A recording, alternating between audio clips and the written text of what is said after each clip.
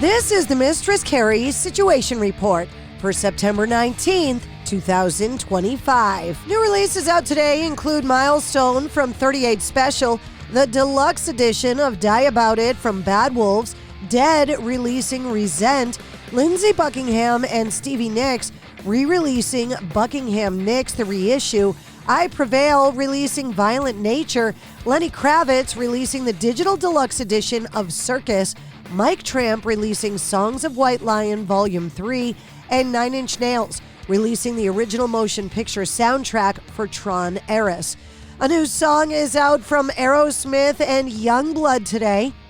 The new song, My Only Angel, came out today off of their upcoming 5-song EP set for release November 21st called One More Time. The EP is going to feature My Only Angel, Problems, Wild Woman, and 1,000 Days, as well as a new remix of Aerosmith's 1976 classic, Back in the Saddle. And less than 2 weeks after taking part in the tribute to Ozzy Osbourne at this year's Video Music Awards, Steven Tyler has popped up on the West Coast, joining the Joe Perry Project on stage at the Hollywood Bowl in Los Angeles.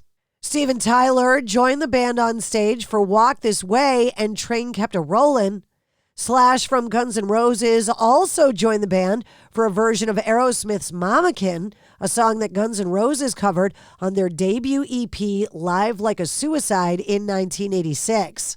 The BBC has announced a new date for the broadcast of its 1-hour documentary, Ozzy Osbourne Coming Home. Originally scheduled to air on Monday, August 18th, the film was pulled from the schedule at short notice. The BBC later revealing that the decision was taken at the request of the Osbourne family, who were still reeling from the Black Sabbath icon's death. The documentary is set to broadcast on BBC One at 9 p.m. British Standard Time on Thursday, October 2nd.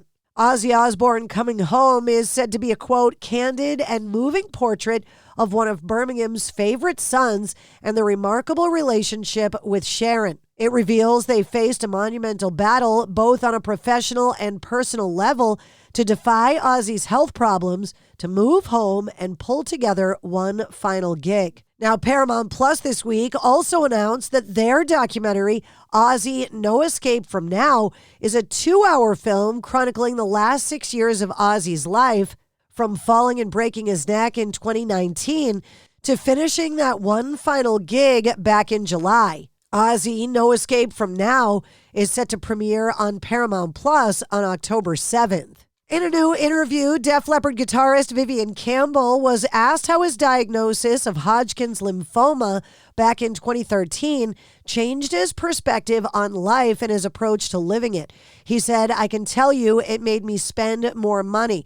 Because as Jerry Seinfeld said, you can't drive money. So as soon as I could, but within a year of having my cancer diagnosis, I went and bought a very expensive Porsche. I remember thinking, oh, that's a lot of money. It's a lot of money. And I thought I could be dead next week. Well, actually, there's a saying in Ireland, you're a long time dead. So I sort of take that to heart. I'm a little bit reckless in that way. I have a lot of faith in the universe that things will work out financially. That's one of them. But also with regard to my cancer, I thought, okay, this is the hand that I've been dealt. As I see it, you can go one of two routes. You can capitulate it, or you can just live your life, and I decided to do the latter. Iron Maiden have just announced their first 2026 tour dates for their Run for Your Lives 50th anniversary tour. The first tour leg launched in late May earlier this year, Maiden bringing their special set comprised of songs from their first 9 albums to fans across Europe and the United Kingdom. In May of 2026, the trek is going to resume for another batch of European tour dates extending through July 11th. Queen is celebrating the 50th anniversary of their monumental multi-platinum 1975 album, A Night at the Opera, and the legendary diamond-certified single Bohemian Rhapsody with new opulent vinyl reissues. Originally released in November of 1975, it featured the classic lineup of Freddie Mercury, Brian May, Roger Taylor, and John Deacon. It reached number 1 in 5 countries, including the UK. A Night at the Opera, set to be reissued on lavish crystal clear vinyl with gold labels on October 18th, in the UK as part of the National Album Day, and October 17th, the rest of the world. Machine Gun Kelly has just announced a massive North American tour. The Lost Americana tour will send him all over the world in late 2025, as well as the spring of 2026. He'll be joined by special guest Julia Wolf in 2026, and Wiz Khalifa will provide support. That includes a stop at the TD Garden in Boston December 12th. Those tickets go on sale this Thursday, September 25th. In a new interview, Sam Loeffler from Chevelle opened up about the chaotic chapter in the band's history involving the Ozfest in 2003 and a heated financial dispute with Ozzy Osbourne's wife and manager, Sharon Osbourne. Saying, quote, "Our agent called and said the Foo Fighters are doing these 4 shows. They're all sold out, but they need someone to open. Would you guys want to do it?" Our record label calls supposedly Sharon and said, "Hey, is it okay that these guys are booked to do Ozfest? Is it okay if they do these shows? It's not going to affect ticket sales. Ozfest was all sold out. The Foo Fighters shows were sold out. It didn't affect anything." And she's like, "Yeah, that's fine." And they paid us $7,500 to do the 4 shows each. So it was like 30 grand. Things took a turn when Chevelle flew overseas to go to Europe, and we're in Europe, and our manager calls and says, "You got kicked off the Ozfest for doing those Foo Fighters shows." And we were like, "What are you talking about?" Apparently, somehow it happened. I don't know if she didn't remember that she had talked to us about it or whether or not someone told her about it, but it was someone else that gave the message or whatever. He said, so our label gets a hold of Sharon and goes, "Well, how much money did you make off the Foo Fighters?" He was like 30 grand. So we're getting paid 10 grand a show to do Ozfest. Sharon goes, "Pay me the 30 grand you made from the Foo Fighters and you can be back on the tour." Yeah, they didn't pay us the last 3 shows at Ozfest, which was 30 grand, he said. He went on to say it was a really fun tour. We got into a lot of trouble. It was great and totally worth it.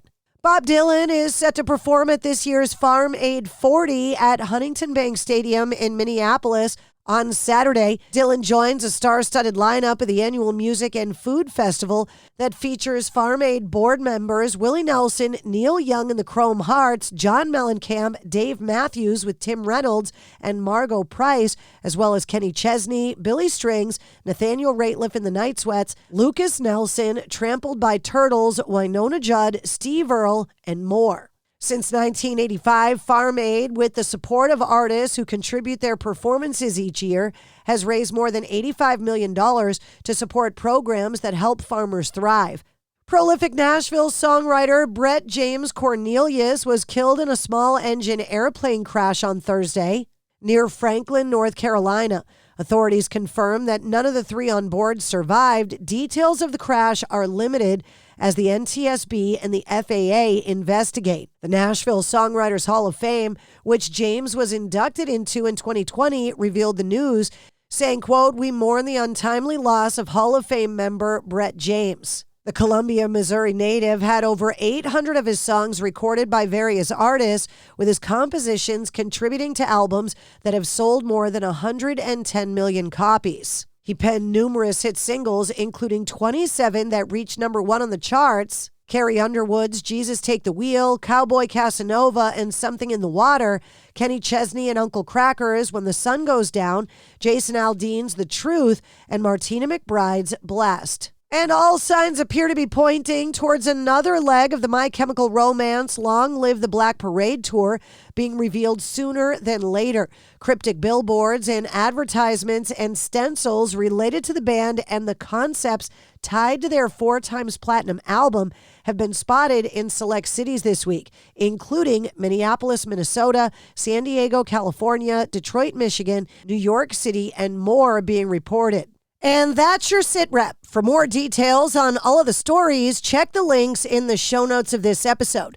And don't forget to subscribe to the Mistress Carrie Podcast. New full-length episodes come out every Wednesday. Episode 276, featuring Chad Gray,